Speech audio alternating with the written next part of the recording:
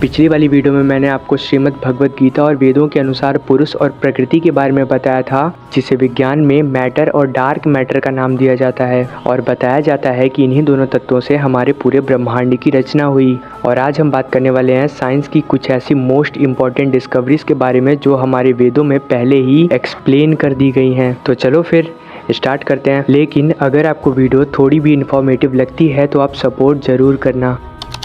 पुरुष और प्रकृति के अस्तित्व में आने के बाद पुरुष से 3 भाग विभाजित हुए, ब्रह्मा, विष्णु और शिव। यहाँ पर हम आदि शिव की बात नहीं कर रहे हैं, हम आदि शिव से उत्पन्न हुए शिव की बात कर रहे हैं। अगर इसे वैज्ञानिक दृष्टिकोण से देखा जाए तो हमारे ब्रह्मांड के निर्माण में सब एटॉमिक पार्टिकल्स का ही सबसे बड़ा योगदान है, जिसे प्रोटॉन, इलेक्ट्रॉन और न्यूट्रॉन बोला जाता है, जो हमारे सनातन संस्कृति में ब्रह्मा, विष्णु और महेश को रिप्रेजेंट करता है। प्राचीन काल में ऐसा कोई इंस्ट्रूमेंट नहीं बना था जिससे सब एटॉमिक पार्टिकल्स को देखा या दिखाया जा सके, और प्राचीन काल में हमारे ऋषियों के पास प्रमाण का कोई माध्यम न होने के कारण वे इन चीजों को रिलेट करके समझाने की कोशिश करते थे, क्योंकि इन चीजों के बारे में तभी हम समझ पाएंगे जब हम इसे आंतरिक दृष्टिकोण से देखें, और इसीलिए वे इस ज्ञान को भगवान से रिलेट करके हमें समझाने का प्रयास करते थे। और इसके बाद प्रकृति से अन्य 3 चीजों का विभाजन हुआ, जिससे सरस्वती, लक्ष्मी और पार्वती का अस्तित्व बाहर आया। अगर इसे वैज्ञानिक दृष्टिकोण से देखें तो सरस्वती ज्ञान की देवी हैं, तो स्वाभाविक है इससे ज्ञान ही प्राप्त होगा। अतः इनसे कई प्रकार के भाव जैसे क्रोध,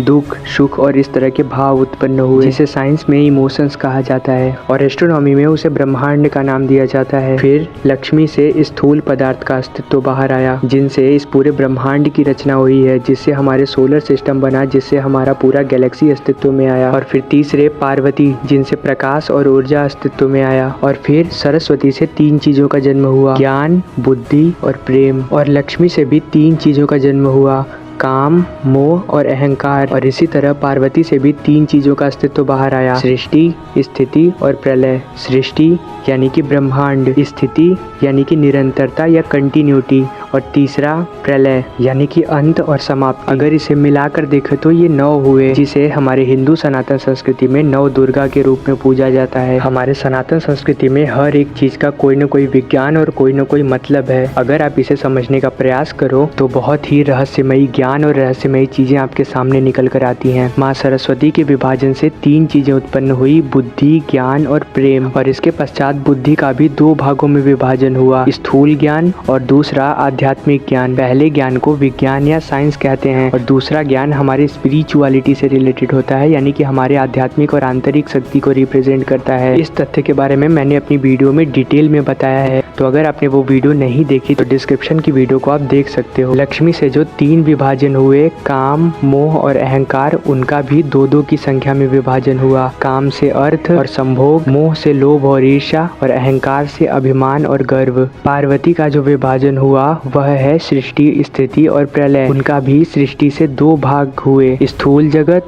और बाह्य जगत। स्थिति से भी 3 विभाजन हुआ, वह है इच्छा, वासना और काम। और प्रलय से भी 3 विभाजन हुआ, ईड़ा, पिंगला और सुषुम्ना। यह 2 + 3 + 3 = 8, यानी कि यही 8 विभाजन अष्ट सिद्धियों को रिप्रेजेंट करता है। और हमारी इन 8 सिद्धियों का नाम है अणिमा, महिमा, गरिमा, लघिमा, प्राप्ति, प्रकाम्य, ईश्वत्व और वसित्व। और यही अष्ट सिद्धियां हनुमान जी के पास थी, जो यह दर्शाता है कि अगर इन 8 सिद्धियों पर नियंत्रण पा लिया जाए तो मनुष्य इस ब्रह्मांड में कुछ भी कर सकता है। वैदिक कॉस्मोलॉजी और स्पिरिचुअलिटी के ऐसे ही नॉलेज के लिए सब्सक्राइब जरूर करना।